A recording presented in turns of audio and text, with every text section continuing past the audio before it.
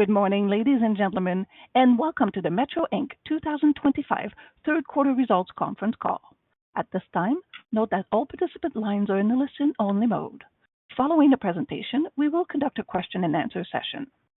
If at any time during this call you require immediate assistance, please press star zero for the operator. Also note that this call is being recorded on Wednesday, August 13, 2025.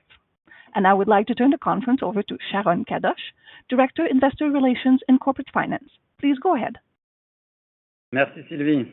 Good morning, everyone, and thank you for joining us today. Our comments will focus on the financial results of our third quarter, which ended on July 5th. With me today is Mr. Eric Laflèche, President and CEO, Nicolas Amyot, Executive VP and CFO, Marc Giroux, Chief Operating Officer, and Jean-Michel Coutu, President of the Pharmacy Division. During the call, we will present our third quarter results and comment on its highlights. We'll then be happy to take your questions. Before we begin, I would like to remind you that we will use in today's discussion different statements that could be construed as forward-looking information. In general, any statement which does not constitute a historical fact may be deemed a forward-looking statement. Words or expressions such as expect, intend, are confident that, will, and other similar words or expressions are generally indicative of forward-looking statements. The forward-looking statements are based upon certain assumptions regarding the Canadian food and pharmaceutical industries, the general economy, our annual budget, and our 2025 action plan. These forward-looking statements do not provide any guarantees as to the future performance of the company and are subject to potential risks, known and unknown, as well as uncertainties that could cause the outcome to differ materially. Risk factors that could cause actual results or events to differ materially from our expectations as expressed in or implied by our forward-looking statements are described under the Risk Management section in our 2024 annual report. We believe these forward-looking statements to be reasonable and pertinent at this time and represent our expectations. The company does not intend to update any forward-looking statement except as required by applicable law. I will now turn the call over to Nicolas. Okay, thank you, Sharon, and good morning, everyone. I will now go over our Q3 results. Total sales reached $6.9 billion, an increase of 3.3% versus the third quarter last year. Food same-store sales grew by 1.9% in the quarter, while pharmacy same-store sales grew by 5.5%, supported by a 6.2% growth in prescription sales and a 4% growth in front-end sales. Our gross margin stood at 19.8% of sales versus 19.6% in the same quarter last year. The year-over-year increase is partly attributable to productivity gains in our food distribution centers, as well as shrink improvement in food retail activities. Operating expenses were $702 million, representing 10.2% of sales, a similar level to our third quarter last year. We benefited from the fact that we cycled transition duplicate costs last year related to our Terrebonne Automated Distribution Center, but these benefits were offset by inflationary pressures, operational expenses related to our Fresh Phase 2 DC in Toronto, as well as an increase in fees related to the growth of our online partnership sales. EBITDA for the quarter totaled $656 million, up 5.7% year-over-year, while EBITDA as a percentage of sales stood at 9.5% this quarter, an increase of 20 basis points over Q3 2024. Total depreciation and amortization expense for the quarter was $185 million, up $11 million. The increase in depreciation and amortization expense is mainly driven by retail investments, as well as by the commissioning of investments in our supply chain, including the final phase of our fresh distribution center in Toronto last summer and some automation technology in the pharmacy division. Net financial costs for the third quarter were $45 million compared to $47 million last year. The decrease is mainly attributable to a lower interest expense on net debt, partly offset by lower capitalized interest. Our effective tax rate of 24.1% is lower than the effective tax rate of 25.9% in the third quarter last year, largely driven by the Terrebonne tax holiday consistent with what we have reported in our first two quarters this year. Adjusted net earnings were 332 million compared to 305 million last year, an increase of 8.8%, while adjusted net earnings per share amounted to $1.52 versus $1.35 last year, and that's up 12.6% year-over-year.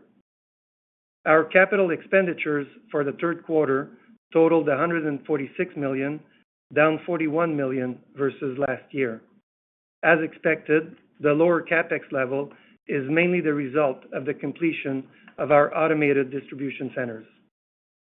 On the food retail side, after 40 weeks, we opened 8 new stores, including 3 conversions, and carried out major expansions and renovations at 12 stores for a net increase of 194,000 square feet, or 0.9% of our food retail network square footage. Under our normal course issuer bid program, as of August 1st, we have repurchased 5.7 million shares for a total consideration of 562 million, representing an average share price of $98.55. To conclude, we have delivered solid Q3 results, and I will now turn it over to Eric for more color on our performance. Thank you. Thank you, Nicolas, and good morning, everyone.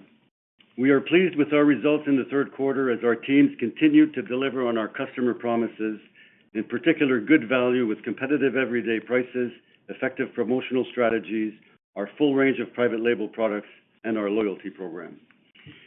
For the quarter, total sales grew by 3.3%, EBITDA by 5.7%, and adjusted EPS by 12.6%. Starting with food, same-store sales were up 1.9% and 4.4% over 2 years. Discount continues to drive same-store sales growth faster than Metro, with the gap between both remaining stable.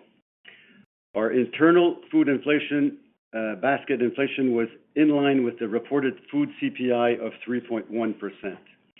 We continue to see inflationary pressures on certain commodity prices, namely in the meat category. The introduced tariffs and counter tariffs are also a contributing factor to food inflation as we continue to receive price increase requests from our vendor partners. Teams continue to negotiate to minimize the impact on consumers, and for now, the effect remains manageable. During the quarter, transaction count was slightly down, but offset by an increase in the average basket. Promotional penetration remains at elevated levels, and private label sales continue to outperform national brands. The competitive environment intensified somewhat in the quarter, and we held our own in terms of market share and tonnage. The Buy Canada movement is also persisting, with sales of Canadian products outpacing total sales, albeit at a slower pace. Online sales grew by 14% for the quarter. Growth is being driven by the ramp-up of click and collect services and also the launch of home delivery at Super C and Food Basics, as well as third-party marketplaces. Also, we announced in mid-July the expansion of third-party delivery services to include DoorDash in Quebec and Ontario. This is in addition to Instacart and Uber, with whom we've been operating for a few years now. Turning to pharmacy, the business sustained its positive momentum and delivered another strong quarter with comp sales of 5.5% for a 2-year stack of 11%. Prescription sales were up 6.2%, driven by continued organic growth, specialty medications, GLP-1s, and clinical services. Commercial sales were up 4%. The strong performance was driven by growth in OTC, HABA, and cosmetics. As Nicolas mentioned, we are on track with our plan to accelerate the development of our growing discount banners as we successfully opened 5 new stores in the quarter. In our fourth quarter, we plan on opening another 6 stores, including 2 conversions, bringing the total to 14 in fiscal 2025. A new Adonis store will open in London tomorrow, our 5th Adonis in Ontario. As we begin our fourth quarter, we continue to see similar market trends, and our teams continue to focus on delivering the best value possible to our customers in this uncertain economic environment. Finally, we are confident that our sustained investments in our retail networks and supply chain, combined with strong execution, will continue to fuel our growth and create long-term shareholder value. Thank you, and we'll now be happy to take your questions. Thank you. Ladies and gentlemen, if you do have any questions at this time, please press star followed by 1 on your touchtone phone. You will then hear a prompt that your hand has been raised. And should you wish to decline from the polling process, please press star followed by 2. And if you're using a speakerphone, please lift the handset first before pressing any keys. Please go ahead and press star 1 now if you do have any questions. And your first question will be from Mark Carden at UBS. Please go ahead, Mark. Good morning, and thanks for taking our questions. So, strong performance, but a notable step down from last quarter. I was wondering if you could detail your comp performance within the quarter, how that trended, and then any early read on how 4Q is looking. Thanks. Well, I think we had a strong quarter, and I don't agree that we've had a notable step down, certainly not in our sales top line and bottom line and EPS growth, and we're pleased with our performance. If you're referring to the slightly lower same-store sales growth on the food side, I think you have to look at it over 2 years. I think comp sales are a function of what you're comping. We've had steady and strong comps for many quarters. We had good comps this quarter. Yes, it was a bit softer than the previous quarter, but if you look at it on a 2-year basis, we're pleased with our performance. Great. And just as a follow-up, I'm curious what your view is on the consumer. Has anything changed in their shopping habits over the last quarter? Any more trade down happening within categories? I wouldn't say there's more trading down. The search for value has been ongoing for over a couple of years now or more.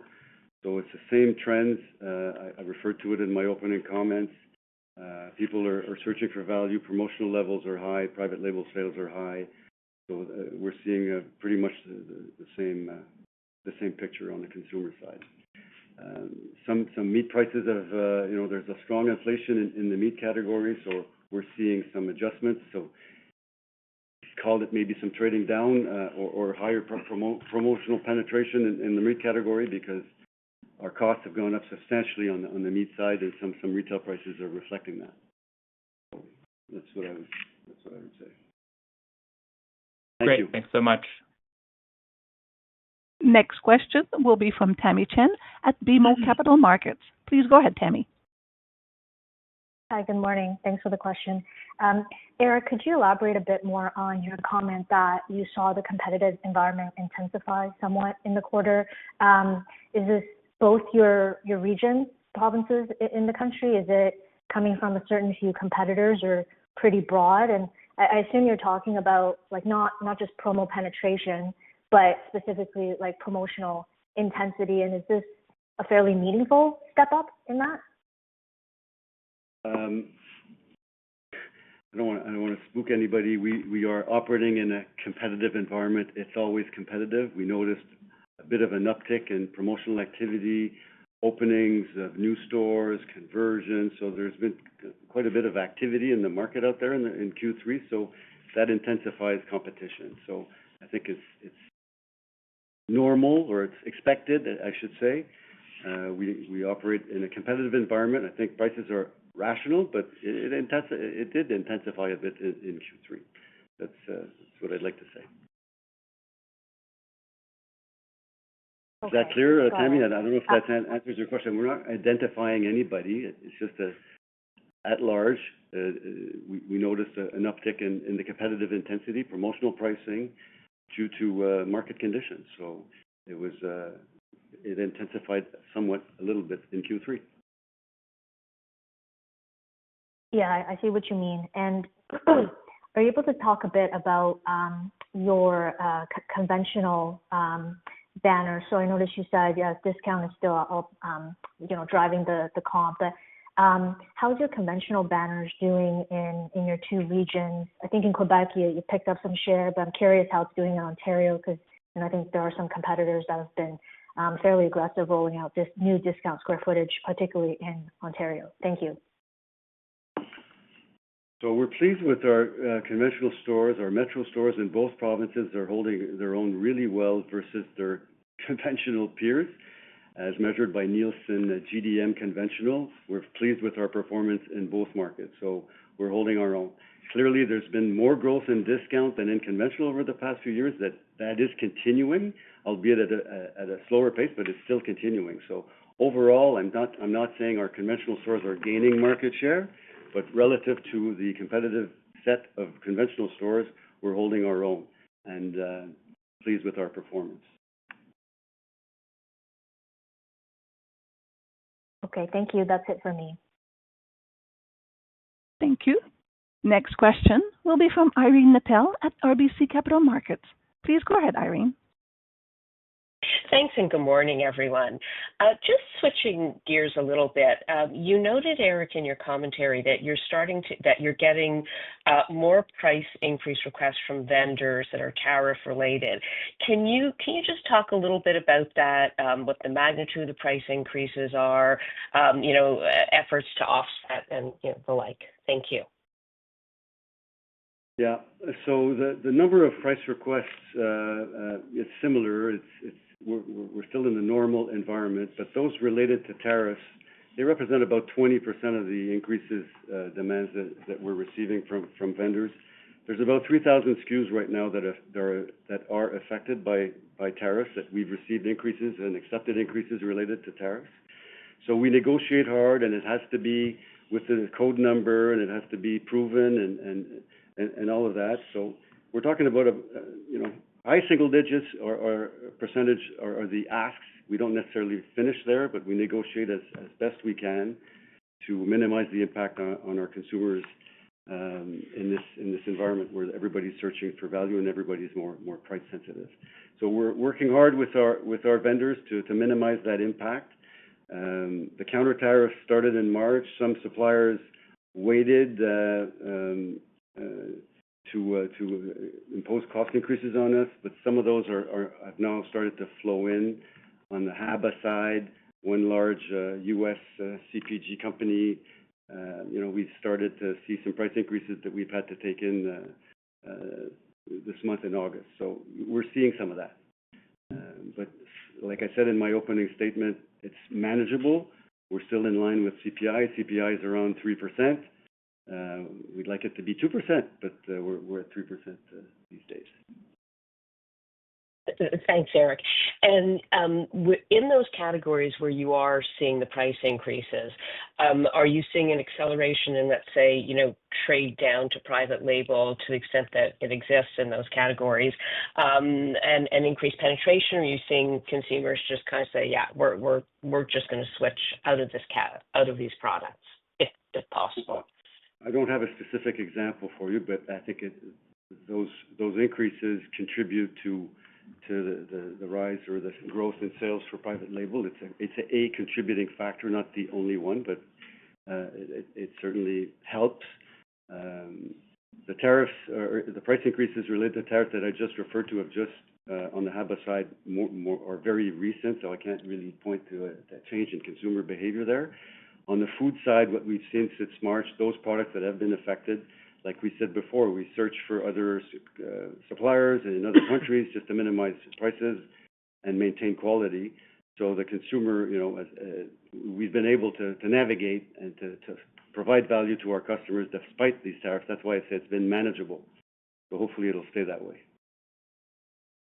That's great. Thanks, Eric. Thanks. Next question will be from Michael Van Elst at TD Cowen. Please go ahead, Michael. Yes, thank you. Just to start off, can I clarify on the same-store sales growth, when you're talking about two-year stacked, are you looking at it that way because of you benefited in May of last year when there was a boycott on a competitor, and therefore had a bigger boost last year, and you're cycling that now? And if so, did you see your same-store sales growth reaccelerate in June after you cycled the May boycott?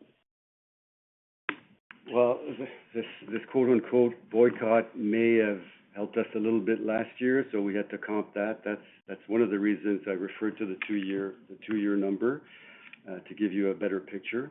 We're not going to give you details on our sales. We don't give guidance on our sales in June, July, or August, or whatever. The quarter ended early July, so it's all pretty much behind us now. Yeah. Okay. All right, and then on the distribution centers that have opened, so can you provide some color as to how they performed during Q3 in terms of pick efficiencies and service to the stores, and how that is different heading into Q4? Well, our food DCs in Terrebonne and Toronto Fresh Phase 2, we're very, very pleased with our performance. If I look at cost per case, productivity numbers, we're very pleased with the performance. It did contribute to our gross margin improvement of 20 basis points, those productivity gains. So we're pleased with the performance. We're on track, pretty much on track or ahead of our plan related to our DC performance. So that performance of Q3 is continuing into Q4. So I'm not really concerned by that. It's hard work, but ramping up well. I don't know if that answers your question. Well, because your outlook statement changed a bit, so you talked about productivity initiatives, efficiencies, and then you talked about service to the stores, and it seems like you took out the part of this quarter where you're saying you're looking to improve service to the stores. So I was wondering we took it out because the transition is over and our service to our stores is very good. So we're not concerned by that. It's done. So we're focused on productivity, efficiency gains. The service to the stores is satisfactory, and we're pleased with that performance. So we're always focused on service to our stores, but it's not a specific focus going forward. Okay, and I know there's no kind of finish line, but how much longer do you expect it to be before you get a run rate of efficiencies in the DCs that is in line with business plan or at least in line with what you now expect? Well, I think we're there now. We're in line with our business plans. Both freezers in Quebec and Ontario were ahead of plan and very pleased with the performance, the productivity. The automated fresh in Toronto is a bit more of a challenge. The supply chain has to adjust. The packaging from our vendors has to adjust to be automatable. So we'd like a higher percentage of cases to go through the automation system. We're close to where we want to be, but we're not there yet. So there's room to improve on the fresh side. It may take a little more time as I said, the supply chain adjusts. The rest, fresh meat, frozen meat, in both provinces, deli, dairy, we're very pleased with our performance. Great. Thank you very much. Thank you. Next question will be from Ian Liu at Scotiabank. Please go ahead, Ian. Thank you and good morning. I wanted to ask about GLP-1s, in particular Ozempic and Wegovy. Can you talk about the state of Coutu's product business and how you expect the expiry of those weight loss drugs patent is expected to impact your generics business, and how these transitions have played out historically? I'll let Jean-Michel take this one. Yeah. So can you hear me? Can you hear him well? Yes. Yeah. So it's so right now it's maybe to clarify one thing. The only patent that's being challenged is for Ozempic. Wegovy, which is the one that's actually has the indication for weight loss, is not going to be challenged in terms of its patent since it's fairly new in Canada. It's too early to tell how it's going to happen with Health Canada in terms of approval. We know that there are some companies that have submitted to have those patents broken. Obviously, if that's the case, we're going to work with our vendor community and our partners to try to get a product equivalent, as we always do with every generic molecule that has sufficient volume. Usually the way it works is when a molecule becomes generic, the networks convert as quickly as the pharmacists convert as quickly as they can because it is margin accretive for them within their stores. And when we talk about margin here, it's really professional allowances, which they have to reinvest in their stores according to the law in Quebec. So it is margin, but it's margin that needs to be guided towards certain expenses within their stores. So I hope that answers a little bit your question. Yeah, that's helpful. Thank you. And just to complement on that, And then, for the company here as a distributor, we if those drugs become generics, we will make a generic fee, a distribution fee on the generic, a lower price. So there could be a dilutive impact here for that, but volume usually picks up the slack. yeah, thank you. And then I guess just another follow-up. I wanted to double click on the performance between your two provinces. I'm wondering in particular about the exposure to certain Ontario markets that are perhaps more impacted by the tariff environment. Have you noticed any consumer behavior changes there? Not that we can point out more specifically. What we're describing as the consumer environment, competitive environment is concerns both of our markets. Thank you. Thank you. Next question will be from Mark Petrie at CIBC. Please go ahead, Mark. Yeah, thanks. Good morning. I wanted to just ask about the SG&A rate. Maybe if you can give some more specifics about sort of the puts and takes there. And then, Eric, you've commented about about Fresh Phase 2, but hoping you could give some sense of when you would expect that facility to turn to a tailwind when it comes to SG&A. Thank you. Okay, so good morning, Mark. Maybe I start with SG&A. As I've mentioned, SG&A was at 10.2% of sales this quarter, similar to last quarter. I mentioned we cycled out transition costs, so obviously that was a tailwind for us. However, there's overall inflation in pretty much all the categories of expenses that flow into SG&A.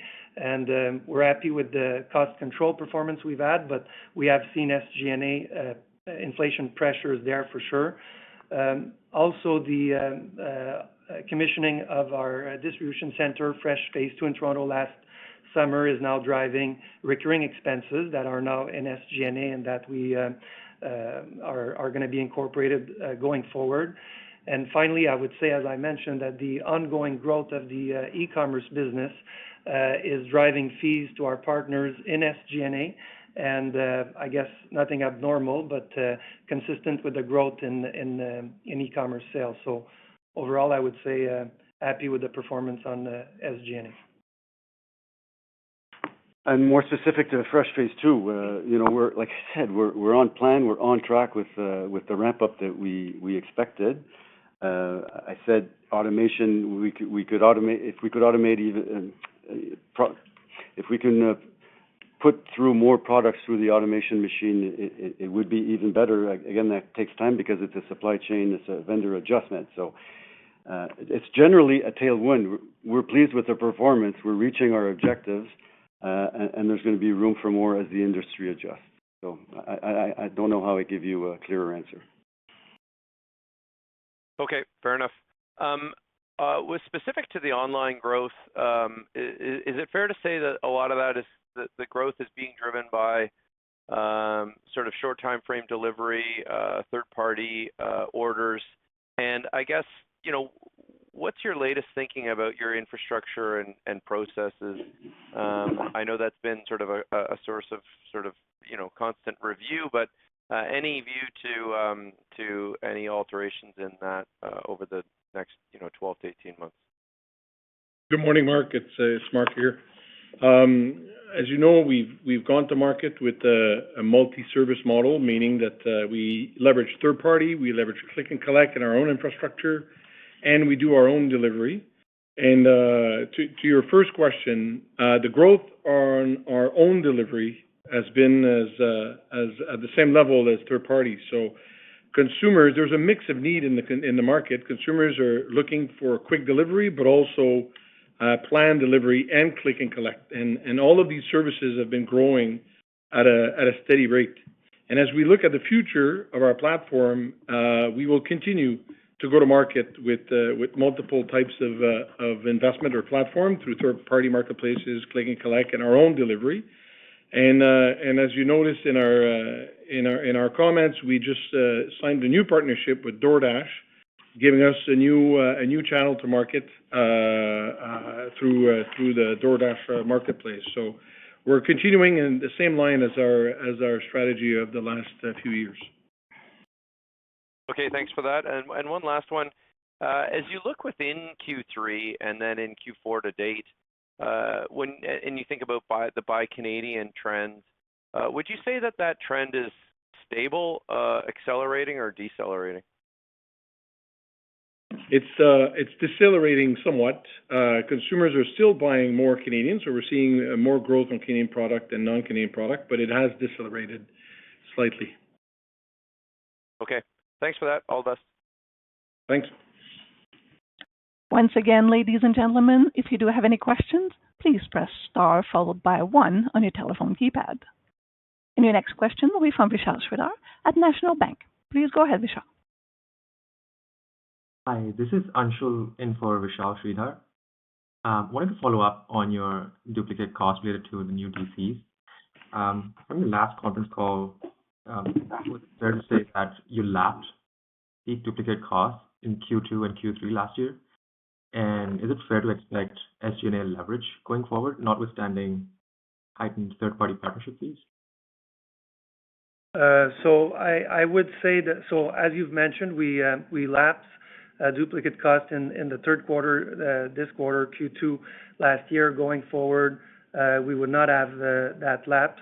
So I think SG&A, we're always looking to create leverage and, grew SG&A at a lower pace than revenue growth. So I think I would, expect modest leverage in the coming quarters for SG&A. Understood. Thank you. Thank you. And at this time, it appears we have no other questions registered, so I will turn the call back over to Sharon Kadosh. Thank you all for your interest in Metro, and please mark your calendars for our Q4 results on November 19th. Thank you. Thank you. Ladies and gentlemen, this does indeed conclude your conference call for today. Once again, thank you for attending, and at this time, we ask that you please disconnect your line. Have a good day.